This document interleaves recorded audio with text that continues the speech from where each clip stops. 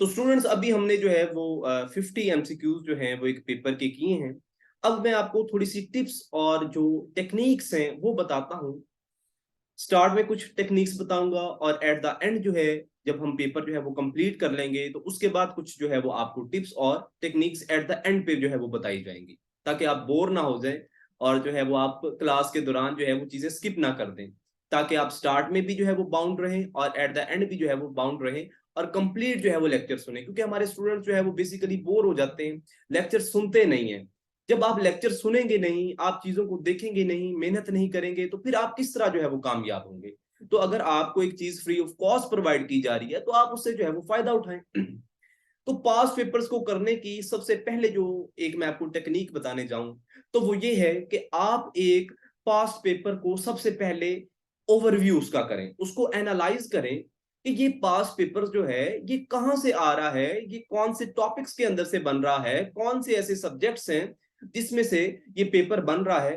तो मेरी एक अपनी एनालिसिस है, मेरा एक अपना मेथड है। उस मेथड के थ्रू जिस तरीके से मैं पास पेपर को देखता हूं, तो पास पेपर जो है चाहे वो एफपीएससी है, चाहे वो पीपीएससी है, चाहे वो एनटीएस है, तो इन सब का जो है वो एक ही क्राइटेरिया है। बस थोड़ी थोड़ी जो चीजें हैं वो डिस्टिंक्शन में है, थोड़ा थोड़ा जो है वो मामला आप कह सकते हैं कि फर्क है। और वो भी फर्क ये है कि उसमें जो है वो सिर्फ और सिर्फ रेशो का फर्क है।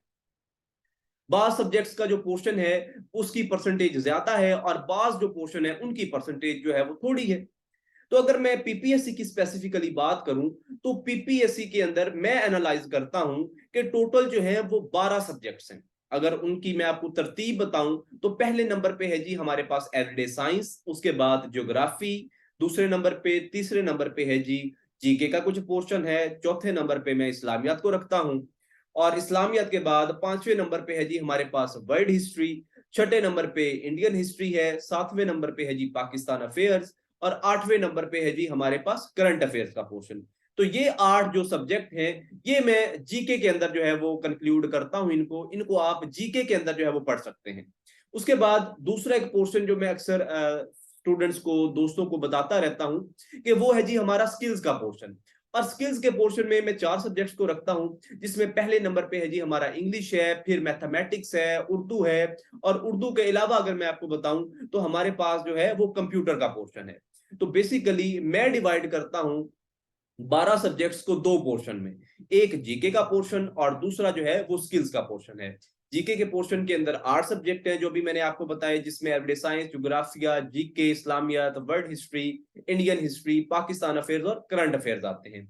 दूसरे नंबर पे स्किल्स का पोर्शन है जिसमें इंग्लिश है, उर्दू है, उसके अलावा मैथमेटिक्स है और कंप्यूटर है। तो आप ये 12 सब्जेक्ट्स को जो है वो वन पेपर के लिए तैयार कर सकते हैं। अगर हम एफपीएससी की बात करें तो एफपीएससी में एक बहुत बड़ी मौज है कि वहां पे उर्दू का पोर्शन नहीं आता, उसमें उर्दू को जो है वो एलिमिनेट कर देते हैं। तो उसमें जो सब्जेक्ट्स की तादाद रहती है वो ऑलमोस्ट मेरे मुताबिक जो है वो आप ये कह सकते हैं कि उसमें 8 से 10 जो है सब्जेक्ट्स हैं वो पूछे जाते हैं और उनका एक स्पेसिफिक पोर्शन है।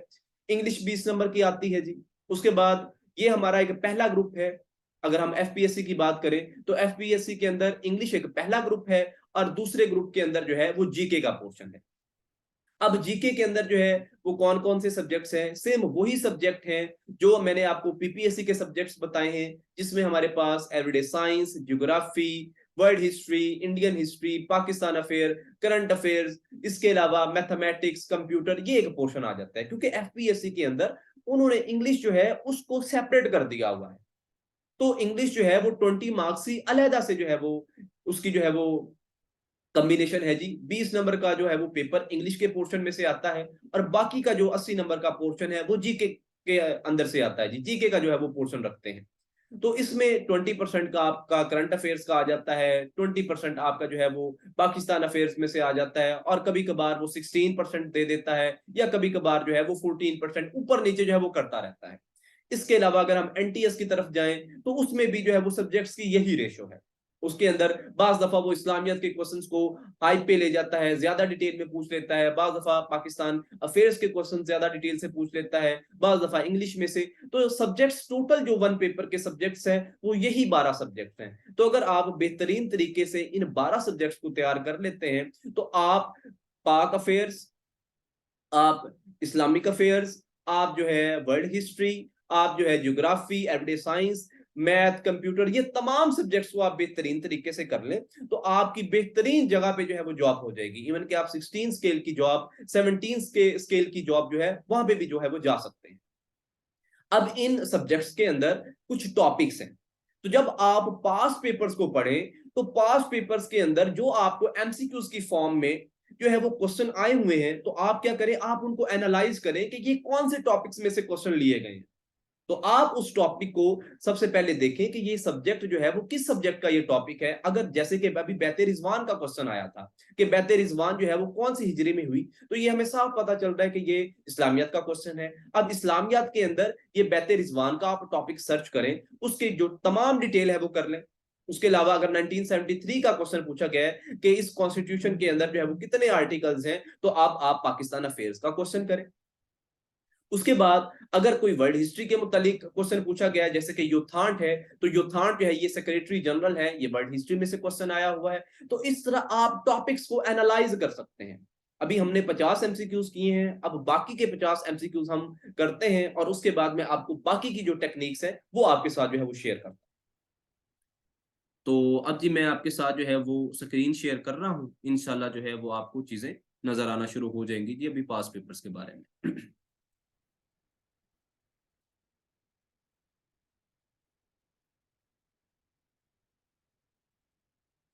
तो ये जी 50 पेपर जो है वो हम कर चुके थे। अब इंशाल्लाह आपको जो स्क्रीन है वो शेयर हो रही होगी। तो अब हम बाकी के जो क्वेश्चंस है जी उनको देखते हैं। तो 51st नंबर पे है जी हमारे पास, 51 नंबर पे, के Chaj Doab lies between which two river. ये Pakistan affairs, sorry Pakistan affair कह रहा हूँ, ये ज्योग्राफी का क्वेश्चन है। और अगर मैं मजीद डीप जाऊं तो ये पाकिस्तान ज्योग्राफी का क्वेश्चन है कि छज दोआब जो है वो कौन से दो दरियाओं के दरमियान जो है वो फॉल करता है। तो वो है जी चेनाब और जेहलम। अब आप इसको दोआब किसको बोलते हैं, जहां पे दो आब, आब का मतलब क्या होता है जी पानी, और दो का मतलब क्या है जी दो। तो दो आब, जहां पे दो पानी आपस में मिलते हैं उसको दोआब बोलते हैं। और जो छज दोआब है वहां पे कौन से दोआब, कौन से जो दो रिवर्स है वो मिलते हैं, तो उसका नाम है जी चेनाब और जेहलम। अब अगर आप छज दोआब को देखें तो इसके स्टार्ट में सी है और एंड में है जी जे। तो सी से चनाब और जे से जेहलम, इस तरह आप टेक्निक से आप याद रख सकते हैं। उसके बाद 52nd पे है जी हमारे पास, on October 31st dash Indira Gandhi was assassinated. तो ये इंडियन हिस्ट्री में से बेसिकली जो है वो क्वेश्चन आया हुआ है कि 31 अक्टूबर 1984 के अंदर जो है वो इंदिरा गांधी को जो है वो कत्ल कर दिया गया। अब किसने कत्ल किया वो कुछ क्वेश्चन है जी। तो वो दो इसके बॉडीगार्ड थे जी, सतवंत सिंह और उस दूसरे का नाम है बेअंत सिंह। इन्होंने जो है वो इसके बॉडीगार्ड थे और इन्होंने जो है तकरीबन 9:30 बजे, सुबह के 9:30 बजे इन्होंने जो है वो इसको, जो है वो एक गन थी जी उसके साथ इसको क्या किया था जी, इसको असैसिनेट कर दिया था। ये इंडिया की जो है वो 2 दफा प्राइम मिनिस्टर जो है वो बनी है। अगर हम डिटेल में जाएं तो पहली दफा जो है ये प्राइम मिनिस्टर बनी है तकरीबन 1966 से लेके ये जाती है 1977 तक। और अगर हम इसका दूसरा टर्न्योर देखें, और तो दूसरा इसका टर्न्योर है 1980 से लेके, जब तक इसकी जो है वो इसका कत्ल नहीं होता, 1984 तक। तो 1980 से लेके 1984 तक इसका दूसरा टर्न्योर है। उसके अलावा इसके हस्बैंड के बारे में क्वेश्चन आता है कि इसके हस्बैंड का क्या नाम है जी। तो इसके हस्बैंड का नाम है जी फिरोज गांधी। ये कुछ क्वेश्चंस है जी जो इंदिरा गांधी से रिलेटेड है जी। उसके बाद अगर हम देखें तो 53 पे है जी हमारे पास, इजराइल कैप्चर्ड ईस्ट जेरूशलम। कि इजराइल ने ईस्ट जेरूशलम को कब जो है वो कब्जा किया उसके ऊपर, तो ऑप्शन बी इसका आंसर है 1967 के अंदर। ये वर्ल्ड हिस्ट्री में से क्वेश्चन आया हुआ है। तो अब इजराइल का कैपिटल क्या है जी, इजराइल का कैपिटल क्या है जी, जेरूशलम है। और इसके साथ जेरूशलम के साथ ही फलस्तीन आता है जी। तो फलस्तीन का कैपिटल क्या है जी, उसका कैपिटल है जी रामल्ला। ठीक है जी। और ये कब आजाद हुआ था, कौन सी चीजें हैं जी, इसका प्राइम मिनिस्टर, ये वो सारी चीजें आप जो है वो एमसीक्यूज की फॉर्म में कर सकते हैं। अगर मैं आपको सारी डिटेल बताने लग जाऊंगा तो हमारा फिर जो पेपर है वो रह जाएगा। उसके बाद है जी 54th पे, who among the following propose the law of planetary motion. तो ये ऑप्शन सी इसका आंसर है जी, जोहनेस केपलर। इन्होंने जो केपलर बेल्ट है यानी कि सोलर सिस्टम के गिर्द जो है वो एक केपलर बेल्ट मूव करती है, उसके बारे में भी जो है वो इन्होंने जो है वो बताया है जी। उसके बाद 55 पे है जी, ऑन जनवरी 8 2022 यूक्रेन इंटरनेशनल जो एयरलाइन फ्लाइट थी 752 जिसका नंबर था, was shoot down minutes after taking of, के वो जो है वो टेकिंग ऑफ करने से पहले जो है वो शॉट डाउन कर गई थी। ठीक है जी। और इसने कहां से करना था जी? तेहरान, ईरान का जो कैपिटल है जी, तेहरान से इसने करना था। और ये एक ईरानियन जो है जी सरफेस के ऊपर एक एयर मिसाइल के जरिए जो है ये शूट डाउन हुई। तो ये क्या था जी? ये एक ह्यूमन एरर था। ऑप्शन ए इसका आंसर है। ये भी वर्ल्ड हिस्ट्री के अंदर से जो है वो क्वेश्चन आया हुआ है। उसके बाद 56 पे है जी हमारे पास कि ऑप्टिकल फाइबर, ये एवरीडे साइंस का क्वेश्चन है कि ऑप्टिकल फाइबर जो है वो कौन से प्रिंसिपल के ऊपर वर्क करती है? तो ये टोटल इंटरनल रिफ्लेक्शन के ऊपर वर्क करती है। अगर आप एवरीडे साइंस के बारे में देखें तो आप 4th क्लास से लेके जो आपकी 8th क्लास है वहां तक आप जो है जो जनरल साइंस की बुक्स हैं उनको अगर आप पढ़ ले तो आपके एवरीडे साइंस के तकरीबन 80% जो पोर्शन है आपका कवर हो जाता है। 4th क्लास के अंदर जो है वो मैथ के सॉरी बायो के क्वेश्चन भी हैं, फिजिक्स के क्वेश्चन भी हैं, केमिस्ट्री के क्वेश्चन भी हैं। इस तरह 5 क्लास, 6 क्लास, 7, 8 इनके अंदर जो जनरल साइंस के तमाम क्वेश्चंस है तो वहीं से जो है वो पीपीएससी भी क्वेश्चन लेता है, एफपीएससी भी क्वेश्चन लेता है, एनटीएस भी क्वेश्चन लेता है। तो उनको आप अच्छे से कर लें तो आपकी एवरीडे साइंस भी जो है वो कवर हो जाएगी। उसके बाद 57 नंबर पे है जी, गंडा सिंह बॉर्डर कनेक्ट, ये पाकिस्तान अफेयर का क्वेश्चन है कि ये कौन से जो दो बॉर्डर है उनको कनेक्ट करता है? तो ये फिरोजपुर और कसूर को कनेक्ट करता है। Option B. 2 मिनट का हम जो है वो पॉज लेते हैं, अजान आ रही है तो अजान के एहतराम में जो है वो हम पॉज लेते हैं जी, 2 मिनट का।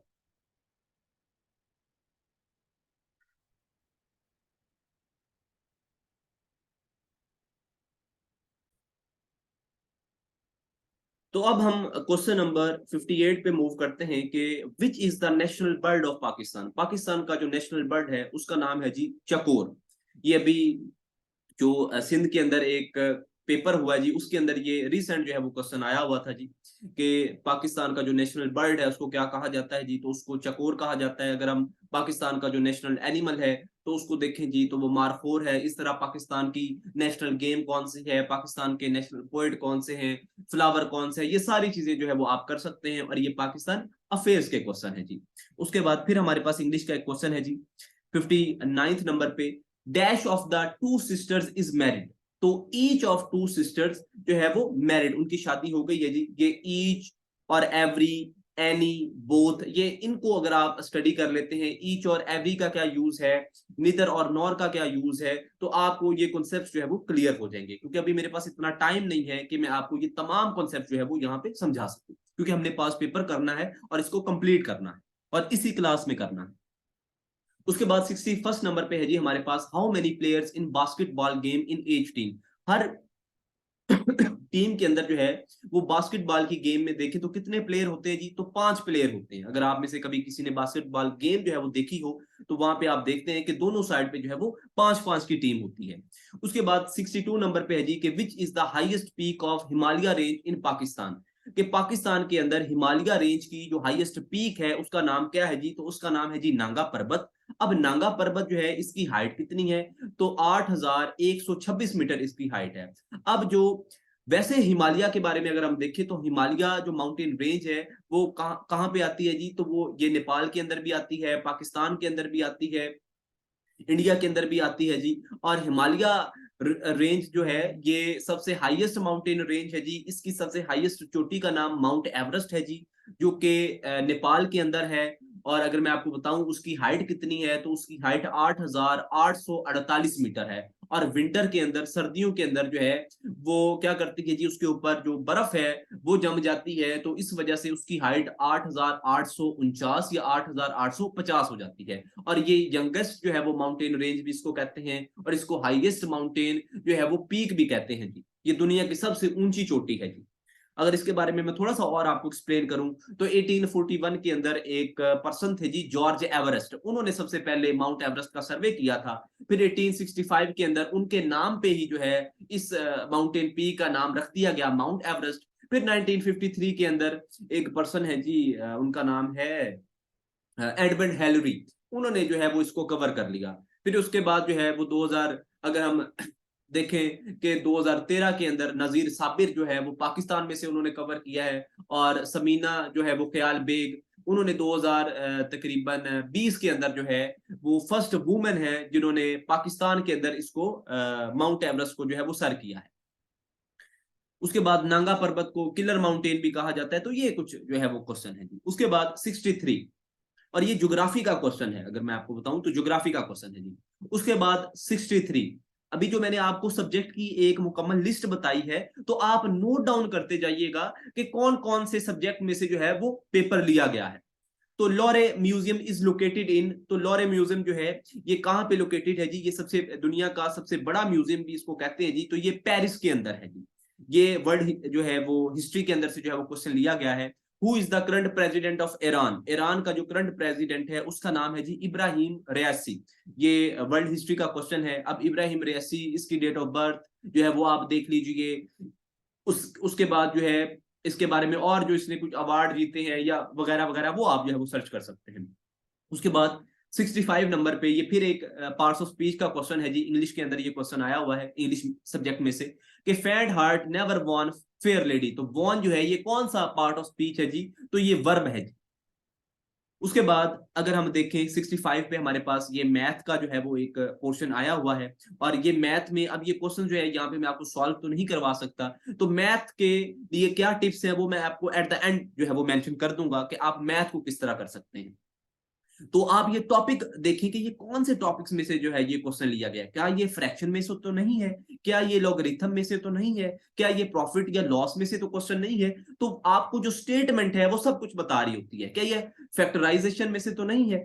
तो ये सारे जो टॉपिक्स हैं ये आपको मेंशन करते हैं कि कहां से आपको जो है वो पढ़ना चाहिए। उसके बाद 67 नंबर पे है doctrine of necessity in Pakistan was first time used by, कि पाकिस्तान के अंदर जो पहला जो डॉक्ट्राइन है वो किसने जो है वो पहली दफा यूज किया? तो इसको यूज भी चीफ जस्टिस ही कर सकता है, और उन चीफ जस्टिस का नाम है जी मोहम्मद मुनीर, चीफ जस्टिस मोहम्मद मुनीर। और ऑप्शन ए इसका आंसर है जी। उसके बाद Anwar Sadat was the president of, तो ये इजिप्ट के प्रेसिडेंट हैं, और इनके बारे में कि इनका जो ड्यूरेशन है वो कहां से कहां तक था, बर्थ कब हुई, डेथ कब हुई, कौन से एरिया से ये बिलोंग करते थे, वगैरह वगैरह, ये तमाम क्वेश्चन है जी। ये वर्ल्ड हिस्ट्री में से क्वेश्चन है। उसके बाद the Pakistan initiatives for mothers and newborn was design to work for, कि पाकिस्तान ने अभी एक इनिशिएटिव लिया है, ठीक है जी। तो वो उनका इनिशिएटिव किस काम के लिए जो है वो डिजाइन किया गया है? कि वो to fight against the terrorism, terrorism के अगेंस्ट फाइट करने के लिए उनका जो एक वर्क है जो है वो डिजाइन किया गया है। ये पाकिस्तान अफेयर्स का, बल्कि सॉरी ये करंट अफेयर्स का क्वेश्चन है। उसके बाद 70 पे है जी हमारे पास law of magnet induction propose by, तो ऑप्शन ए माइकल फैराडे, ये एवरीडे साइंस का क्वेश्चन है जी। उसके बाद फिर 71 पे जो है वो हमारे पास जो है वो स्क्वायर रूट का, बल्कि मैं आपको बताऊं तो मैथ का जो है वो एक क्वेश्चन आया हुआ है जी। तो ये आप देख सकते हैं कि मैथ में से भी जो है वो क्वेश्चन आ गए हैं। उसके बाद 72 पे है जी हमारे पास globalisation has improved in the living structure of, तो ये एक बेसिकली करंट अफेयर का क्वेश्चन है कि ग्लोबलाइजेशन ने जो लिविंग स्ट्रक्चर है वो किन लोगों का जो है वो इंप्रूव किया है? तो वो लोग जो डेवलपिंग कंट्रीज के अंदर काम कर रहे हैं उनका जो है वो लिविंग स्टाइल जो है वो इंप्रूव हुआ है जी। उसके बाद हमारे पास है जी ये 73 पे फिर मैथ का क्वेश्चन है, और ये एक जो ज्योमेट्री के अंदर से क्वेश्चन आया हुआ है। उसके बाद 74 पे है जी who was the first viceroy of India, India के पहले वाइसराय का क्या नाम था जी? तो उनका नाम है जी लॉर्ड कैनिंग। ऑप्शन बी इसका आंसर है। लास्ट जो है वो वाइसराय कौन है जी? तो वो आप जो है वो देख सकते हैं, ये वाइसराय कब इंट्रोड्यूस हुए, कब एंड हुए, वगैरह वगैरह, ये क्वेश्चन है जी। और ये इंडियन हिस्ट्री में से क्वेश्चन है। उसके बाद अशकाबट इज द कैपिटल ऑफ, के अशकाबट जो है वो किसका कैपिटल है? तो ये तुर्कमेनिस्तान का कैपिटल है। और ये वर्ल्ड हिस्ट्री में से जो है, सॉरी वर्ल्ड हिस्ट्री कह रहा हूं, ये ज्योग्राफी के अंदर से जो है वो क्वेश्चन आया हुआ है, क्योंकि ज्योग्राफी के अंदर आप क्या पढ़ते हैं जी? कैपिटल्स को पढ़ते हैं, करेंसीज को जो है वो आप देखते हैं जी, आप माउंटेन रेंजेस को देखते हैं, आप एयरलाइंस को देखते हैं, डेजर्ट्स को देखते हैं, और बेशुमार चीजें हैं। वाटर बॉडीज आप देख लेते हैं। उसके बाद पेनिनसुला क्या है, बे क्या है, कैनाल क्या है, बाइट क्या है, ये बेशुमार चीजें हैं जी।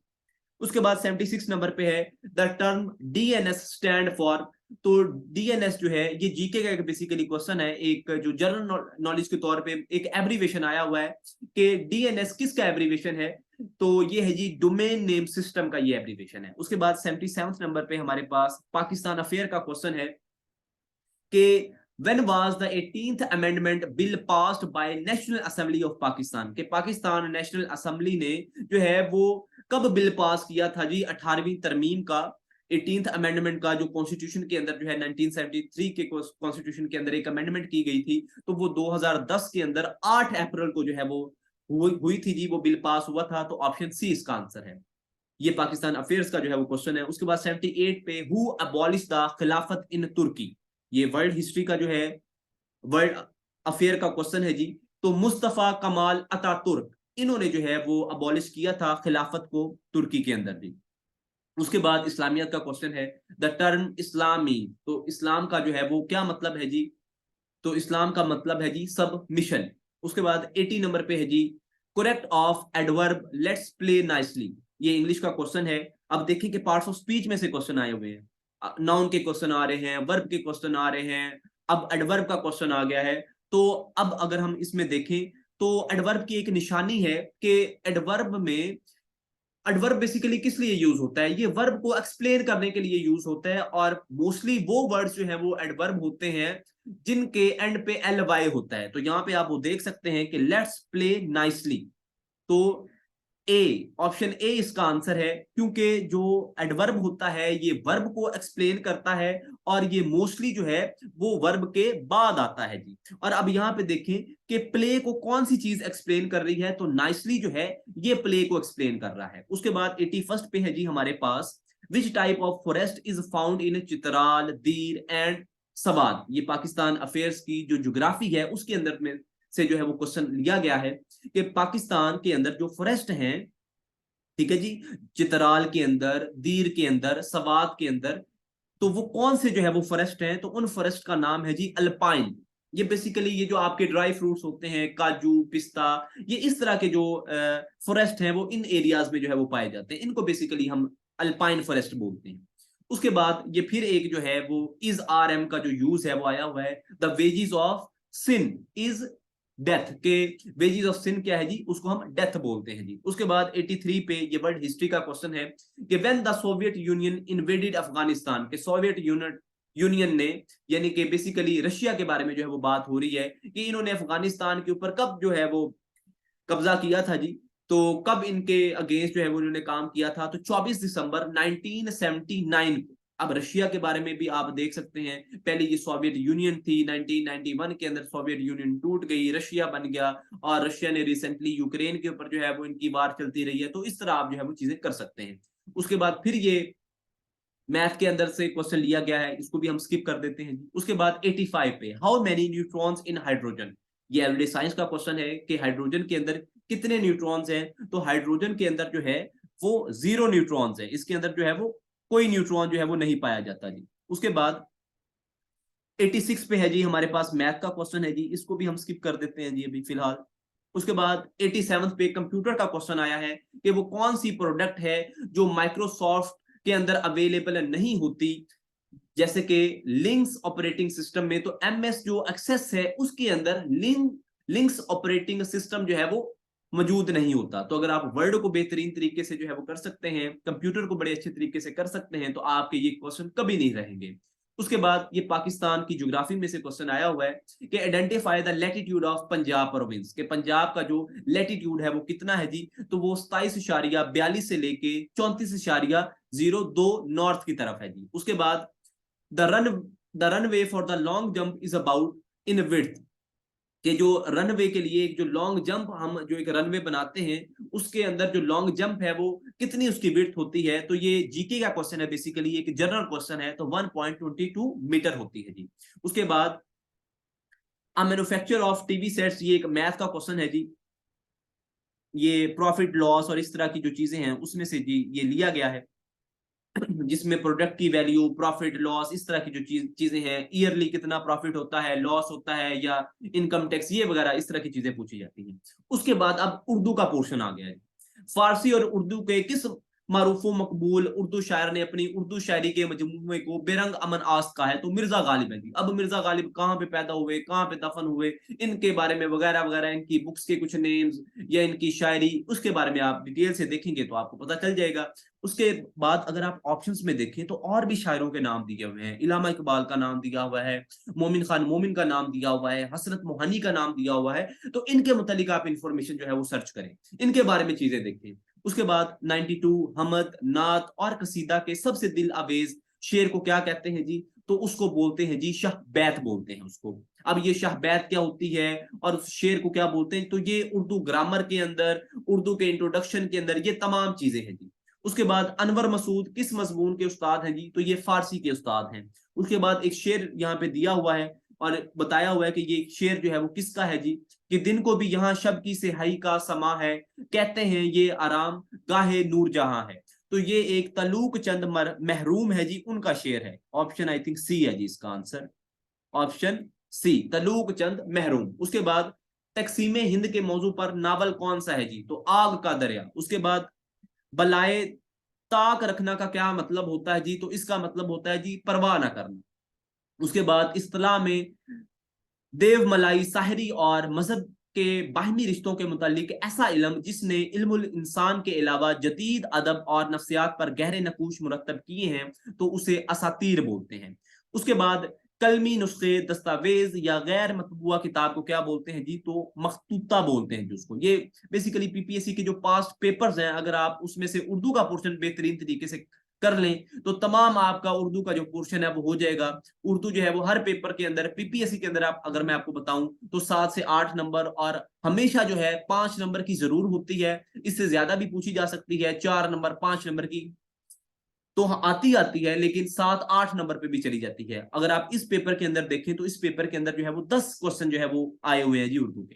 तो अगर आप कंप्लीट जो पास पेपर्स है वो कर लेते हैं तो आपका उर्दू का एक क्वेश्चन भी गलत नहीं होगा। उसके बाद 98 नंबर पे है जी कि कलमी नुस्खे, बल्कि ये हमने कर लिया है जी। 99 पे है कि इलामा इकबाल की मशहूर जो नज़्में हैं शिकवा और जवाब शिकवा, इसकी हैयत क्या है, तो इसकी हैयत है जी मस्दस। अब मस्दस क्या होता है, मुरब्बा क्या है, मखमस क्या है, ठीक है जी। तो ये सारी चीजें, हैकू क्या होता है, तो हाइकू बेसिकली। तो ये सारी ग्रामर की चीजें हैं। तो अगर आप उर्दू को बेहतरीन तरीके से करना चाहते हैं तो आप उर्दू ग्रामर को करें जी, उर्दू की हिस्ट्री करें, और उर्दू के जो पास पेपर्स हैं पीपीएससी के, एफपीएससी के अंदर तो आता ही नहीं, एनटीएस के अंदर जो है वो आप कर लें तो आपकी उर्दू तैयार हो जाएगी। उसके बाद एक मुहावरा है जी यहाँ पे, बेड़ा उठाना। इसका आंसर है जी किसी मुश्किल काम को सर अंजाम देने का जिम्मा लेना, ऑप्शन बी। अब हम कुछ पॉइंट्स जो है वो डिस्कस कर लेते हैं जी कि क्या टेक्निक्स हैं जी पेपर को करने की। तो पेपर को करने की ये टेक्निक्स हैं जो मैंने आपको पहले बताया। एक तो 12 सब्जेक्ट्स को एनालाइज करें, फिर उनके अंदर जो टॉपिक्स हैं उनको देख लें, और एक रिवर्स तरतीब के साथ जो है वो पेपर करें। पहले 2022 के पेपर करें, फिर 2000 जो है वो 20 के पेपर कर लें, सॉरी 2021 के पेपर कर लें, फिर 2020 के पेपर करें। ये 4 साल के पेपर तो आपको हर हाल में आने चाहिए। उसके बाद जब आप ये सारे पेपर्स कर चुके होंगे तो आप यकीन मानिए आपके पास इतना मटेरियल जो है वो आपके पास कनेक्ट हो चुका होगा कि आप हर आने वाले क्वेश्चन के साथ, जिस तरह अभी मैंने आपको जो चीजें हैं बताई हैं, ये सारे क्वेश्चन पीपीएससी के पास पेपर्स में, एफपीएससी के पास पेपर्स में, एनटीएस के पास पेपर्स में आए हुए हैं। तो मैंने क्या किया है कि मैंने इन पास पेपर्स को एक दूसरे के साथ लिंक किया हुआ है, मुकम्मल मुकम्मल तौर पे वो टॉपिक को तैयार कर दिया है कि ये जो क्वेश्चंस है ये किस टॉपिक्स में से लिए जा रहे हैं। तो जब आप एक टॉपिक को एनालाइज कर लेते हैं तो उस टॉपिक के रिलेटेड जब मुख्तलिफ पेपर्स के अंदर वो क्वेश्चन लिए जाते हैं तो उनका आप जो है वो एक सीक्वेंस बना लें कि इस टॉपिक में, इस सब्जेक्ट में से ये क्वेश्चन लिया गया, इस पेपर के अंदर ये क्वेश्चन आया, इस पेपर के अंदर ये क्वेश्चन आया, और उसको अलहदा तौर पे आप जो है वो लिख भी सकते हैं। अगर आप नोट्स बनाना चाहते हैं तो यही है जी आपका जीके, यही है जी आपका मैथ, ये सारी चीजें। तो जब आप पास पेपर्स को अच्छे तरीके से कर लेंगे तो आपका जो जॉब के लिए आपका एक जो सफर है वो तय हो जाएगा। अब पास पेपर की क्या अहमियत है उसके बारे में मैं थोड़ा सा आपको बताऊंगा। अगर आप हर पेपर को देखें तो हर पेपर के अंदर कमोबेश 60 से 65 या अगर पेपर थोड़ा इजी आ जाए तो 70% जो पेपर है वो पास्ट पेपर्स में से लिया जाता है और इन्हीं सब्जेक्ट्स में से लिया जाता है। तो आप इन सब्जेक्ट्स को तैयार करें, इनकी एक डिटेल हिस्ट्री जो है वो पढ़ लें, तो फिर जो है वो आपको जॉब जो है वो बड़ी आसानी से जो है वो आप कवर कर सकते हैं। आप पीपीएससी के अंदर, एफपीएससी के अंदर, एनटीएस के अंदर, एएसएफ है, एएनएफ है, एमओडी है, बेशुमार चीजें हैं। एसपीएससी है, जो स्टूडेंट सिंध से बिलोंग करते हैं तो एसपीएससी है जी, सिंध पब्लिक सर्विस कमीशन है। बलूचिस्तान से जो बिलोंग करते हैं तो बीपीएससी है जी, बलूचिस्तान पब्लिक सर्विस कमीशन। इस तरह आजाद जम्मू कश्मीर से, केपीके से, तो वहां पे भी जो सर्विस के जो है कमीशन के जो इदारे हैं तो वो भी इसी पोर्शन से जो है वो पेपर लेते हैं। जीके का ही पोर्शन है, जीके किसी भी चीज के लिए चेंज नहीं हो जाता। चाहे आप पीपीएससी के अंदर पेपर दे रहे हैं, चाहे आप एसपीएससी के अंदर पेपर दे रहे हैं, चाहे आप एफआईए के अंदर पेपर दे रहे हैं, तो सबको करने का एक ही तरीका है। तो आप एक दफा बेहतरीन तरीके से पहले 4 साल के पेपर कर लें तो आप 70%, 60 to 70% जो पेपर है वो पास करने के काबिल हो जाएंगे। उसके बाद अगर आप इन तमाम जो टॉपिक्स हैं उनको आइडेंटिफाई कर लेते हैं, जो इन 12 सब्जेक्ट्स जो मैंने आपको बताए हैं इनके अंदर जो टॉपिक्स हैं उनको अरेंज कर लेते हैं, उनको जो है वो डिटेल से पढ़ लेते हैं, तो आप 80 मार्क्स तक जा सकते हैं, आप 90 मार्क्स तक भी जो है वो जा सकते हैं। और आप पीपीएससी, एफपीएससी, ये कोई मुश्किल चीजें नहीं है, आप इनमें टॉप भी कर सकते हैं, लेकिन उसके लिए मेहनत दरकार है, उसके लिए आपको मेहनत करनी होगी। तो कमोबेश आपको 5 से 6 महीने का जो है वो अरसा दरकार होता है, जिसके अंदर रहते हुए आप मुकम्मल तौर पे कंप्लीट पास पेपर्स भी करें और साथ साथ उन टॉपिक्स को भी एनालाइज करके उनकी एक डिटेल जो है वो स्टडी कर लें, उसका मुतालिया कर लें, तो फिर आप जो है वो इन तमाम कमीशन के इदारों के अंदर जो है वो परफॉर्म कर सकते हैं, आप सीट हासिल कर सकते हैं। अब हमारे बाज दोस्त कहते हैं जी कि डिपार्टमेंट्स के अंदर जो है वो करप्शन है, ये है, वो है, तो वो बेसिकली तैयारी नहीं करते हैं। अब कुछ ऐसे लोग हैं जो 3-3 साल से, 5-5 साल से तैयारियां करके बैठे हैं, तो अगर अभी आप इनिशियल दौर पे हैं तो आप किस तरह उनके साथ कंपीट करेंगे? किस तरह, अगर आप 1 महीना पढ़ के आप किस तरह उनके साथ कंपीट कर लेंगे? तो आप उनके साथ कंपीट तभी कर सकते हैं अगर आप कम से कम 5 से 6 महीने टिका के पढ़ें, बेहतरीन तरीके से मेहनत करें, ठीक है जी। तो फिर आप जो है वो उनको कंपीट कर सकते हैं। और उनको कंपीट करने की मैंने आपको एक ट्रिक बता दी है कि आप पहले तो 4 साल के पेपर डेली बेसिस पे 2 से 3 पेपर करते रहें।